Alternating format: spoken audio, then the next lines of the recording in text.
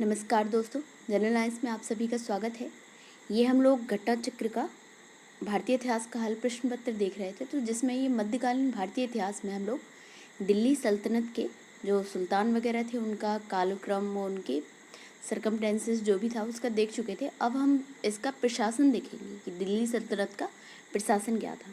तो यहाँ से हम लोग फिर से जो फर्स्ट में नोट्स दिया रहता है वहाँ से स्टार्ट करते हैं।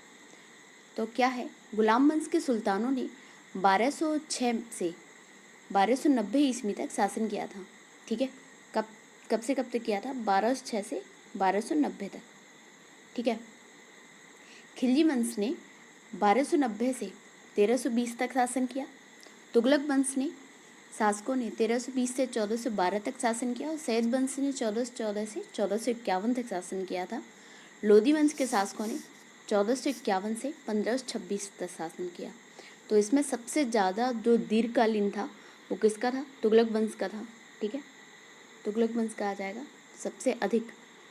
सल्तनत काल के अधिकांश अमीर और सुल्तान तुर्क वर्ग के थे। ठीक है, सुल्तान केंद्रीय मतलब मैक्सिमम तुर्की थे, एक लोधी थे जो अफगान थे। ठीक है, सुल्तान केंद्रीय शासन का प्रधान था। इसी तरह सल्तनत काल में प्रायः सभी प्रभावशाली पदों पर नियुक्ति जो थी व्यक्तियों को अमीर की संज्ञा दी जाती थी। जो भी नियुक्त होते थे, इन अमीरों का प्रभाव उस समय अधिक होता था जब सुल्तान अयोग्य, निर्बल अथवा अल्पवयस्क होता था। ठीक है, प्रशासनिक विभाग एवं इसे प्रारंभ करने वाले शासक निम्न थे। इसमें देखिए प्रशासनिक विभाग जो स्टार्ट किए थे, कौन कौन से विभाग स्टार्ट हुए थे? तो दीवान मुस्तखराज, क्या दीवान मुस्तखराज, ये किसने किया था? अलाउद्दीन खिलजी ने स्टार्ट किया था। ये क्या था? राजस्व विभाग था, दीवान मुस्तखराज। अब सेकंड है दीवान रियासत। तो ये क्या था?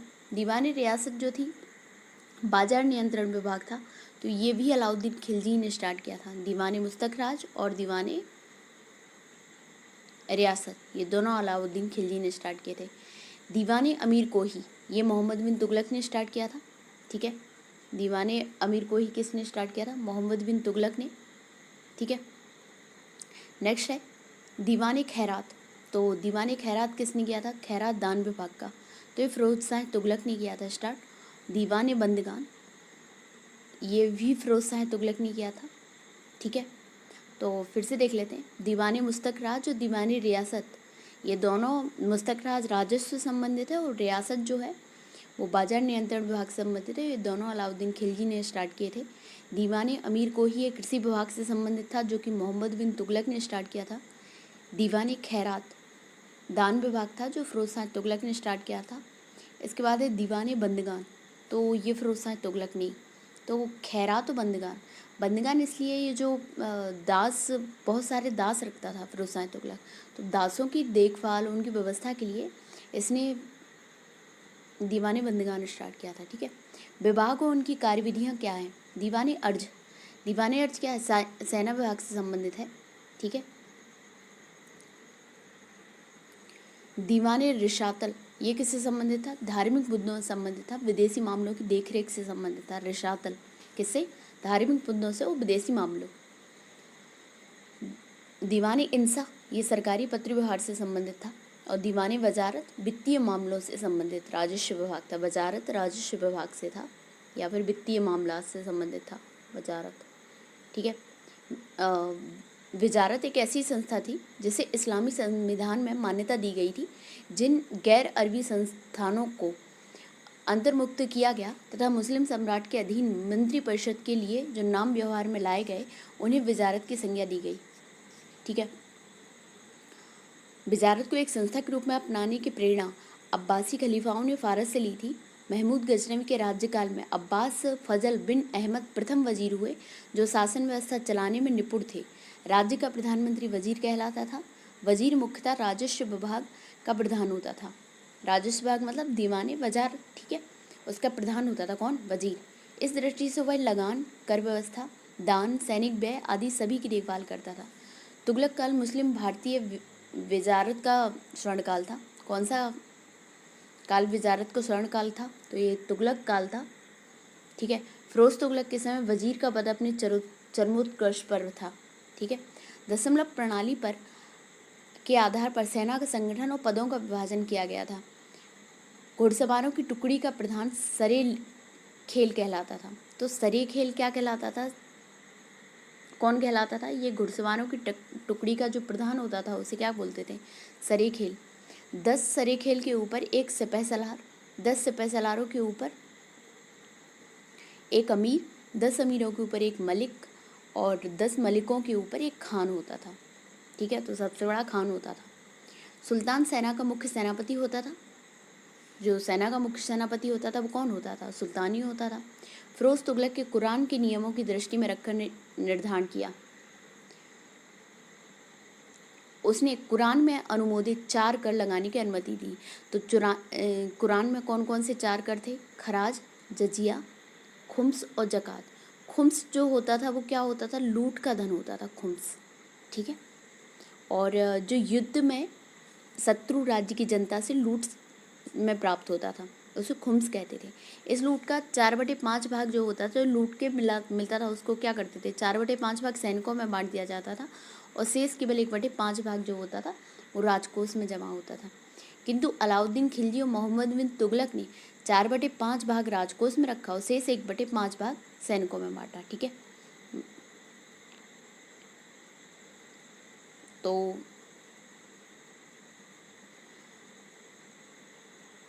सबसे कम दिया है इन्होंने, मोहम्मद बिन खिलजी और मोहम्मद बिन तुगलक ने सैनिकों के लिए कम दिया है, लेकिन राजस्व में ज़्यादा रखा राजकोष में। सिकंदर लोदी ने गड़े हुए खजाने से कोई हिस्सा नहीं लिया। सल्तनत काल में शासन की सबसे छोटी इकाई ग्राम थी, जो स्वशासन और पैतृक अधिकारियों की व्यवस्था के अंतर्गत थी। ग्राम स्तर पर चौधरी भू राजस्व का सर्वोच्च अधिकारी था। सल्तनत कालीन की 2 प्रमुख मुद्राएं थी, जीतल और टंका। कौन कौन सी थी? जीतल और टंका। तो जीतल क्या होता था? तांबे का, और टंका क्या था? चांदी का। इल्तुतमिश पहला तुर्क शासक था जिसने शुद्ध अरबी सिक्के चलाए। उसी ने 2 प्रमुख सिक्के अर्थात चांदी का टंका और तांबे का जीतल चलाया था। तो इसने सब प्रथम शासक था जिसने शुद्ध अरबी सिक्के चलाए थे। ठीक है, पहला तुर्क शासक। और टंका और जीतल का अनुपात कितना था? 1:48 का था। ठीक है, अलाउद्दीन मसूद शाह के सिक्के पर सर्वप्रथम बगदाद के अंतिम खलीफा का नाम अंकित हुआ था। बगदाद के अंतिम खलीफा अल मुस्तसीम थे। यह 1242 से 58 ईस्वी तक खलीफा रहे। इल्तुतमिश के सिक्के पर खलीफा अल मस्तनसीर का नाम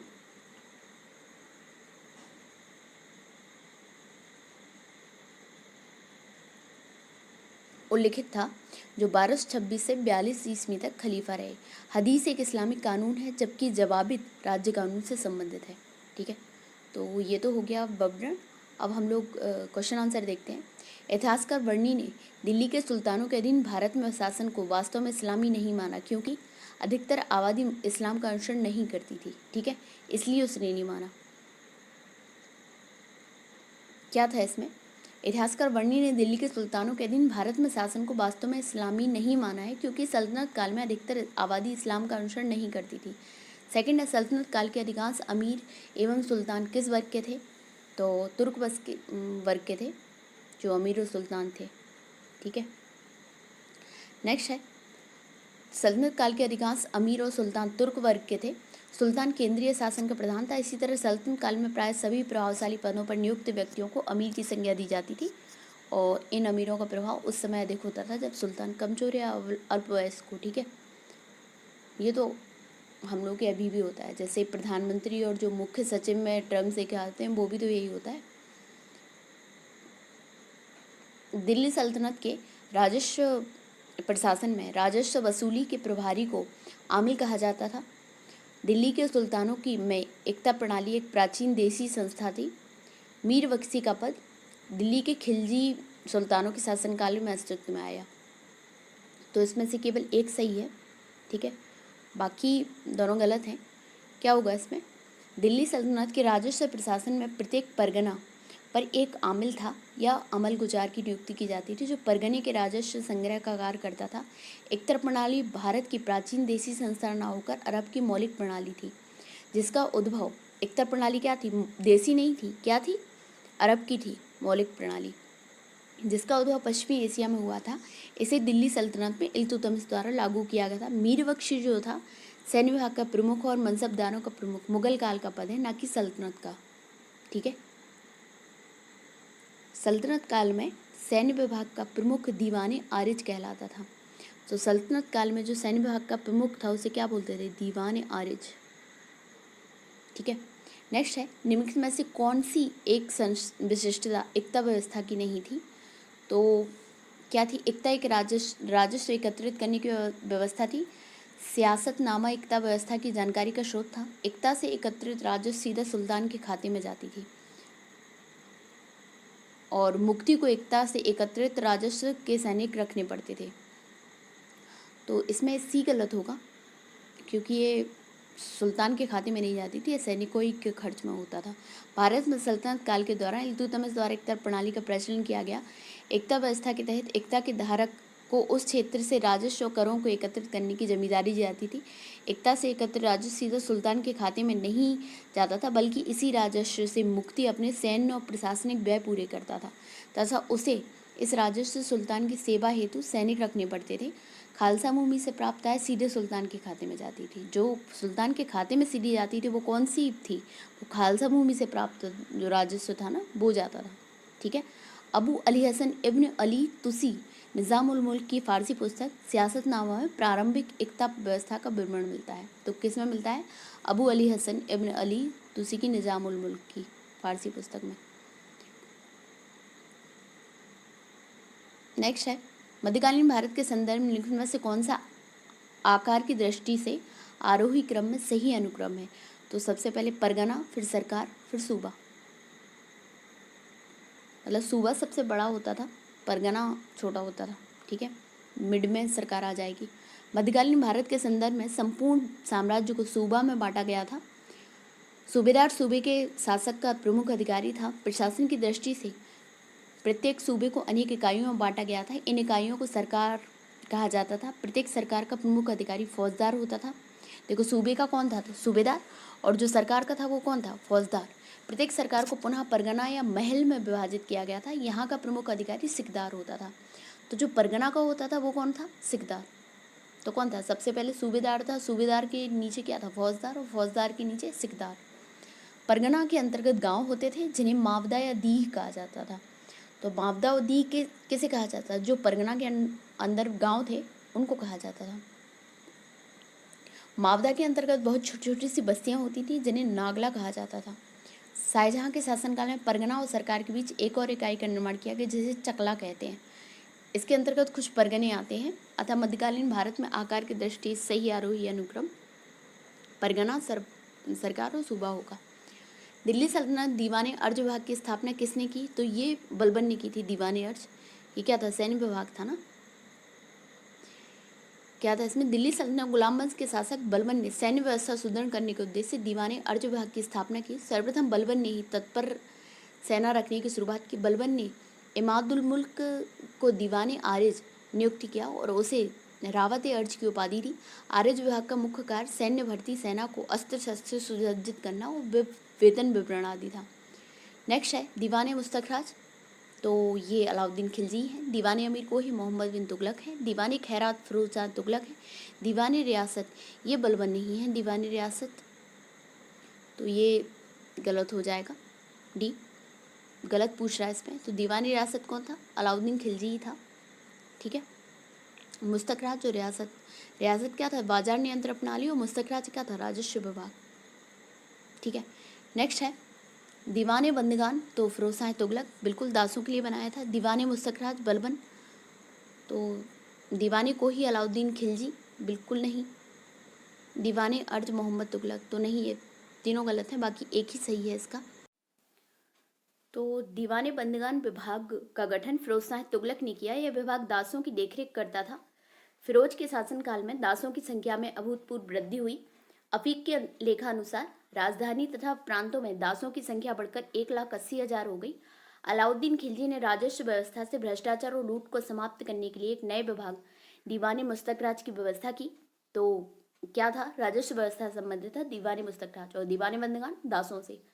मोहम्मद बिन तुगलक ने संकट की स्थिति में कृषकों की सहायता प्रदान के लिए केंद्र में दीवाने कोही कृषि विभाग की स्थापना की। दीवाने अर्ज की स्थापना बलबन ने की थी।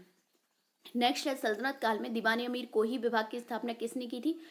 तो किससे संबंधित था, सॉरी, तो ये कृषि से संबंधित था और किसने की थी? मोहम्मद बिन तुगलक ने। ठीक है, क्या था इसका कार्य? इसका कार्य था कृषकों को प्रत्यक्ष सहायता देकर अधिक भूमि कृषि कार्य के अधीन लाना था। नेक्स्ट है दीवाने अमीर कोही विभाग की स्थापना की थी, तो किसने? मोहम्मद बिन तुगलक ने।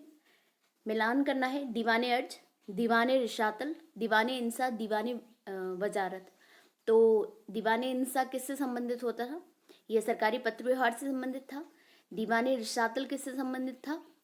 धार्मिक मुद्दों से संबंधित था। और दीवाने अर्ज सेना विभाग से था। और दीवाने वजारत वित्तीय मामला से संबंधित था।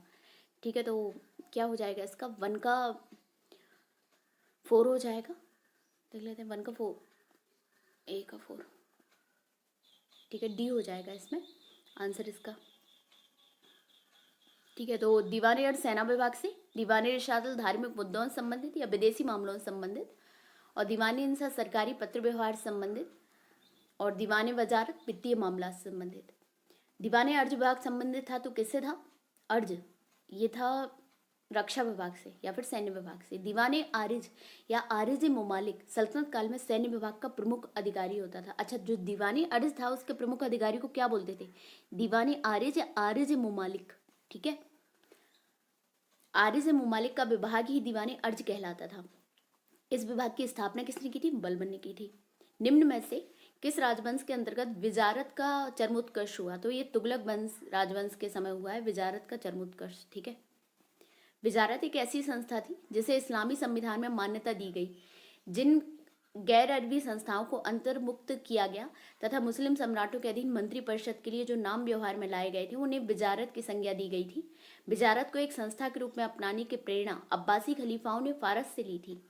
महमूद गजनबी के राज्यकाल में अब्बास फजल बिन अहमद प्रथम वजीर हुए जो शासनकाल चलाने में निपुण थे। राज्य का प्रधानमंत्री वजीर कहलाता था। वजीर मुख्यतः राजस्व विभाग दीवाने वजारत का प्रधान होता था। इस दृष्टि से वह लगान, कर व्यवस्था, दान और सैनिक व्यय आदि सभी की देखभाल करता था। तुगलक काल मुस्लिम भारतीय विजारत का स्वर्ण काल था। ठीक है, फिरोज तुगलक के समय वजीर का पद अपने चरमोत्कर्ष पर पहुंचा। फिरोज तुगलक के समय क्या था? चरमोत्कर्ष पर था।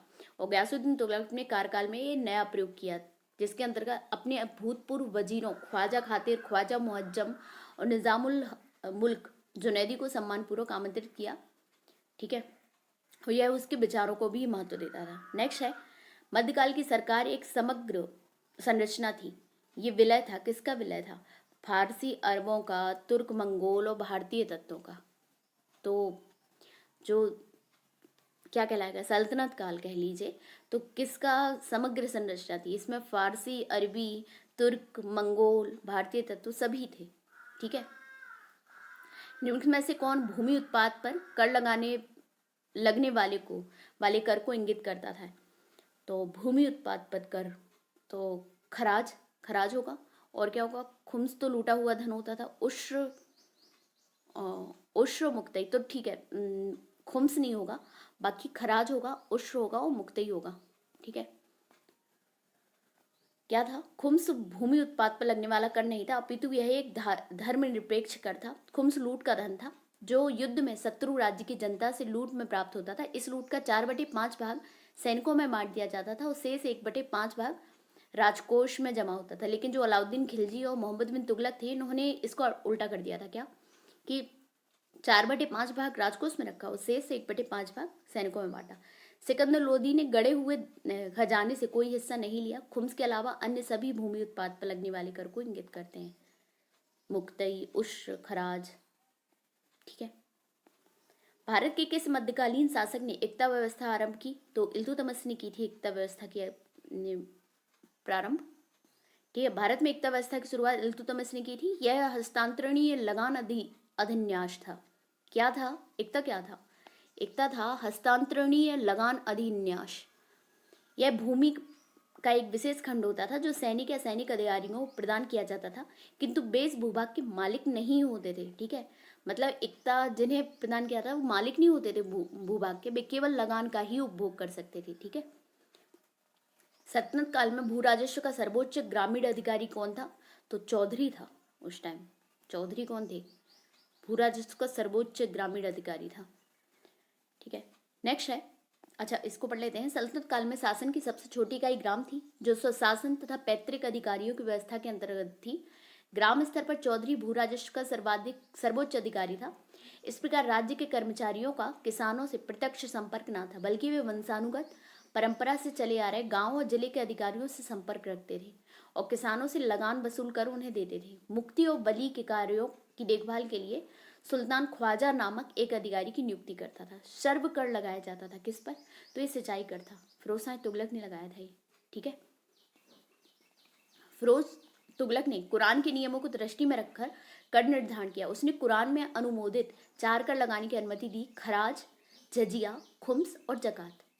ठीक है, धार्मिक नियमों के विद्वानों से परामर्श कर उसने खेती के उपज के 10% की दर से सिंचाई कर भी लगाया। तो उपज के कितने? 10% की दर से। ठीक है, फिरोज तुगलक ने अपने समय में 28 कष्टदायक करों को समाप्त कर दिया था। जवाबित संबंध किससे था? अच्छा, फिरोज शाह तुगलक एक ऐसा भी माना जाता है जो जिसने जजिया कर के लिए ब्राह्मणों को भी सम्मिलित किया था कि ब्राह्मण भी जजिया कर देंगे। बाद में बहुत ज़्यादा इसका वो भी हुआ था, बवाल, मतलब ब्राह्मणों ने विरोध भी किया था। जवाबित का संबंध किससे था? तो राज्य कानून से था जवाबित का संबंध।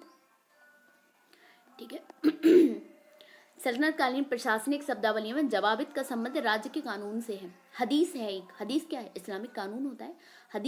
हदीस एक इस्लामिक कानून है। इस्लाम धर्म के मूल स्रोत कुरान के बाद दूसरा स्रोत हदीस है। दोनों को मिलाकर इस्लाम धर्म की, ये तो पेज ही हो गया आगे, तो दोनों ने मिलाकर इस्लाम धर्म की संपूर्ण व्याख्या और इस्लामी शरीयत की संरचना होती है। कुरान के बाद दूसरा, कुरान और जो हदीस होता है दोनों मिला के होती है। जैसे अगर कोई नियम या कानून या फिर व्याख्या करना है किसी भी इस्लाम धर्म में किसी भी चीज़ की, तो दोनों मिला के होती है कि कुरान क्या बोलता है और हदीस क्या बोलता है उसके अनुसार। ठीक है, सल्तनत काल में फवाजिल का अर्थ था। फवाजिल कौन होते थे? तो फवाजिल था इक्तादारों द्वारा सरकारी खजाने में जमा की जाने वाली अतिरिक्त जो राशि होती थी उसे क्या बोलते थे? फवाजिल बोलते थे। सल्तनत काल में फवाजिल या फाजिल शब्द से आशय इक्तादारों द्वारा सरकारी खजाने में जमा की जाने वाली अतिरिक्त राशि से है। नेक्स्ट, सल्तनत काल की 2 प्रमुख मुद्राओं का पता निम्नलिखित कूट से करें। तो जीतल और टंका, तांबे का जीतल और चांदी का टंका, 2 4, तो क्या हो जाएगा? डी हो जाएगा। मैनी इल्तुतमिश का नाम आता है, इसने शुद्ध अरबी सिक्के चलाए थे। सल्तनत कालीन 2 प्रमुख मुद्राएं हैं, जीतल का टंका और इल्तुतमिश पहला तुर्क शासक था जिसने शुद्ध अरबी सिक्के चलाए। मुद्रा प्रणाली में उसका योगदान दिल्ली सल्तनत के शासकों में सर्वाधिक है, क्योंकि उसी ने 2 प्रमुख सिक्के अर्थात चांदी का टंका और तांबे का जीतल प्रचलित किया। शशगनी भी चांदी का सिक्का था। टंका एवं जीतल का अनुपात कितना होता था? 1:48 का था। ठीक है, ध्यान रखना है ये बात, अनुपात भी पूछ लेते हैं। निम्न में से किसने टंका नामक चांदी का सिक्का चलाया था? तो इल्तुतमिश ने चलाया था। उत्तर भारत में चांदी का सिक्का टंका जारी करने वाला कौन मध्यकालीन शासक था? तो इल्तुतमिश था। सल्तनत काल में सिक्के, टंका, ससगनी, जीतल किन धातुओं के थे? तो देखिए, जो टंका था वो चांदी का था और जीतल था वो तांबे का था। तो इसमें एक ही ऑप्शन बन रहा है, ये चांदी और तांबा। अच्छा,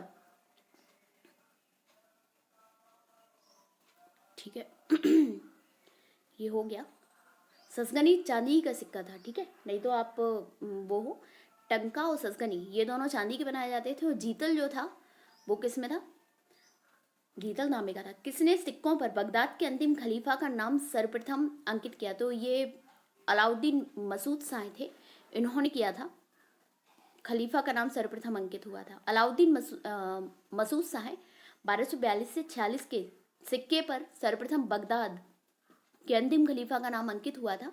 बगदाद के अंतिम खलीफा अल मुस्तसीम से थे।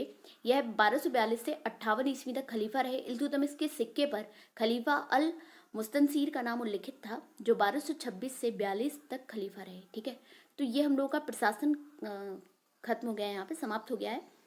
इसके बाद जो कला, स्थापत्य, साहित्य दिल्ली सल्तनत का है वो हम लोग नेक्स्ट वीडियो में करेंगे। आपको हमारे वीडियो अच्छे लग रहे हो तो प्लीज़ उन्हें लाइक करिए, शेयर करिए, हमारे चैनल को भी सब्सक्राइब करिए।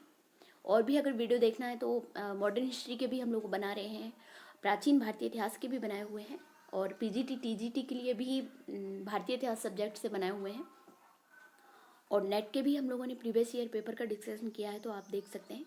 धन्यवाद।